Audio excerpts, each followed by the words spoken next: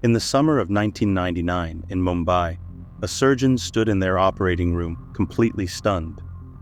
What the surgeon was looking at was very shocking. The patient on the operating table presented a condition so appalling that the surgeon struggled to comprehend it. After a moment of speechless shock, the surgeon collected themselves, realizing the urgent need to act fast for the patient's chance at survival.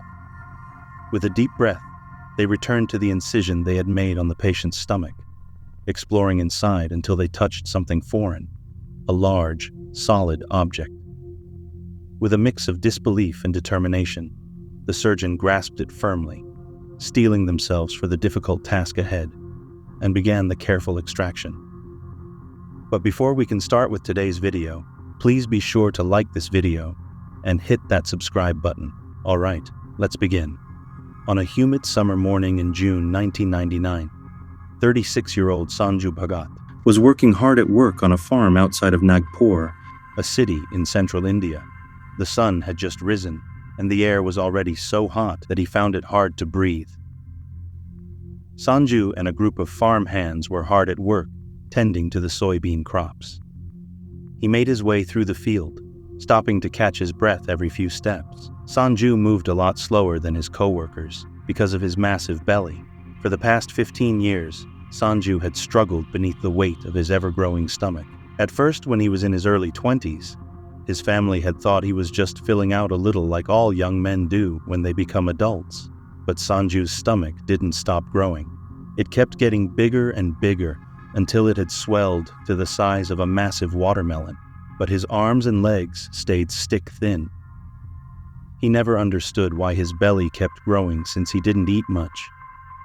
By the time Sanju reached his early 30s, he was in constant pain, and his family desperately wanted him to see a doctor. But he couldn't afford to take time off of work. Although deep down, he had to admit he was a little scared of what the doctor might find. Sanju wiped the sweat from his eyes and told himself to keep moving. As he shoveled, he overheard another farmland worker make a nasty joke about maternity clothes. A few men laughed. People liked to joke that he looked pregnant. Sanju had been relentlessly teased about his so-called pregnant Y for years. His neighbors and his old childhood friends would point and laugh at him. He knew he should be used to it by now, but it still upset him. But his belly wasn't just a source of embarrassment for Sanju. The sheer weight of his stomach made even the simplest things, like getting up from a chair or bending over, very hard to do. Even now, as he pushed himself to keep up with the other men in the field, he could feel his back stiffening and his arms and shoulders aching. By midday, he felt ready to drop from physical exhaustion. The sun beat down on Sanju's head, and he could feel his chest tighten. He tried to keep working, but today, it was harder to breathe than usual. No matter how deeply he inhaled, he couldn't quite catch his breath. Finally, he dropped his shovel and doubled over, gasping for air. Sanju gathered what little strength he had left and stood up straight.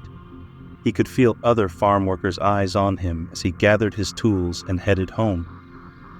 It was the longest walk of Sanju's life.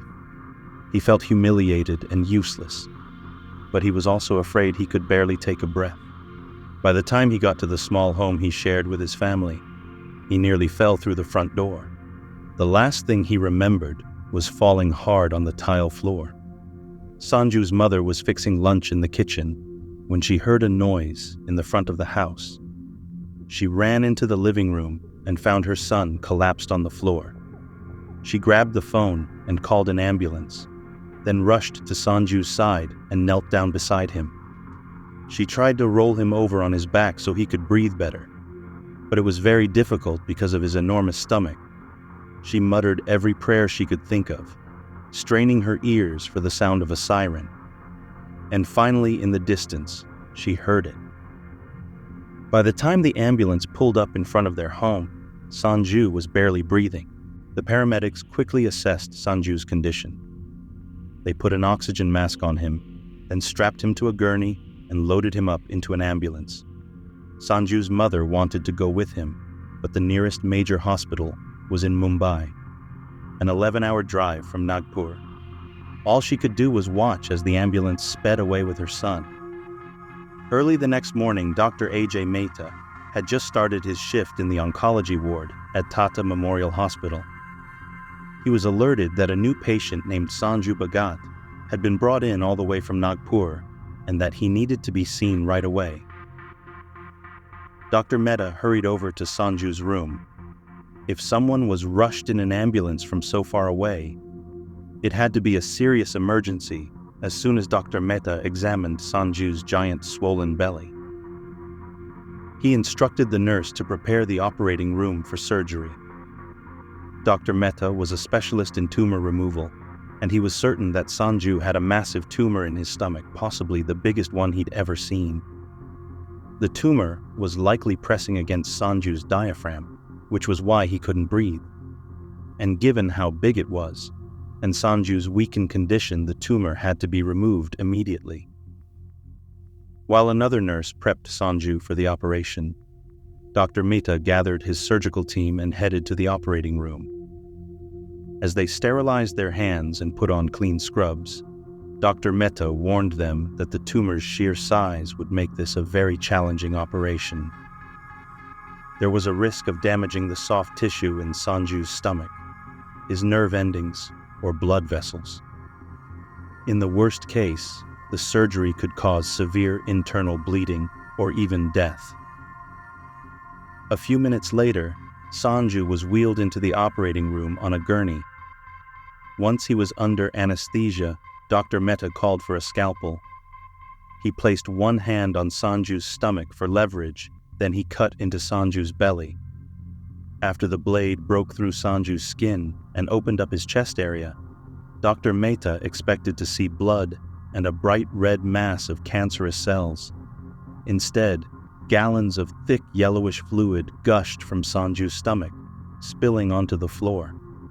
The entire surgical team gasped. Dr. Mehta jumped out of the way, trying to avoid the surge of bile. It had a foul odor that made everyone in the room start to gag. Nurses ran toward him with towels, trying to sop up the putrid-smelling liquid. While they cleaned up the mess, Dr. Mehta remained calm and carefully inserted his hand into Sanju's stomach to locate the tumor. At first, all he felt was thick, jelly-like fluid sliding between his fingers. Then he grazed something unusual. His eyes went wide as he dove a little deeper.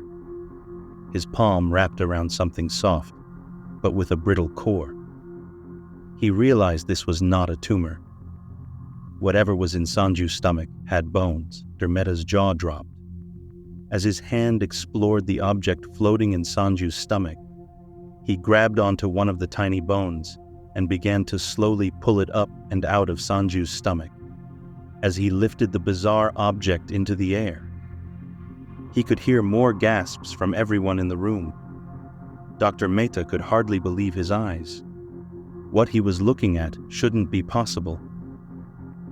He had never seen anything like this in his entire medical career.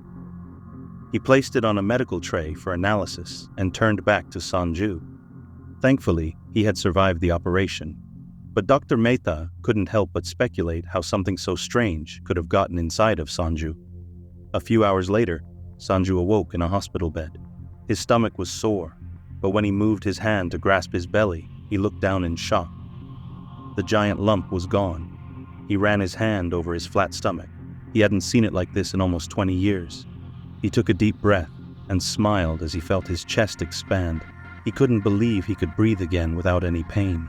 Just then, Dr. Mehta appeared in the doorway to Sanju's room with a very serious look on his face. He confirmed that the surgery was a success, but as Dr. Mehta explained what they had found inside of his body, the smile slowly faded from Sanju's face. The object Dr. Mehta had removed from Sanju's stomach was a ball of pink flesh with a tuft of dark brown hair growing along one side. 2 fully formed feet protruded from either end. In the middle was the beginning of a jawline. But what Dr. Mehta couldn't forget was the fully formed human hand that was attached to this ball of flesh. It was what he had grasped in a gruesome handshake.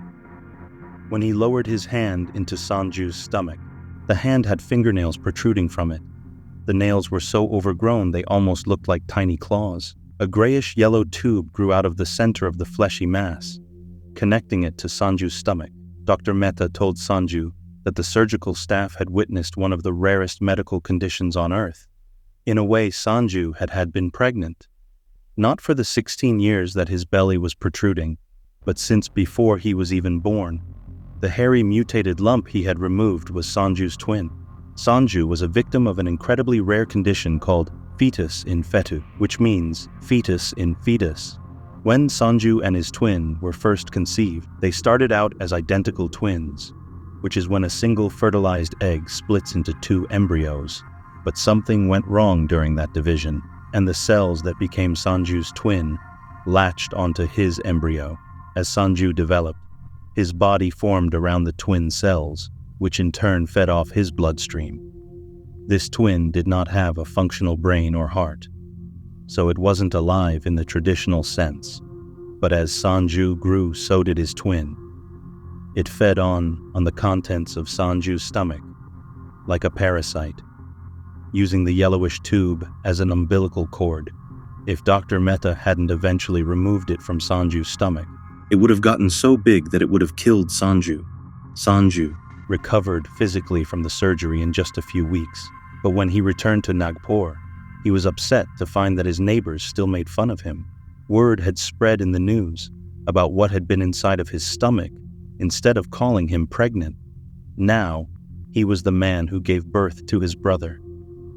After his surgery, Sanju refused to allow doctors to follow up with his case. He never wanted a reminder that he had carried a dead twin inside of his belly.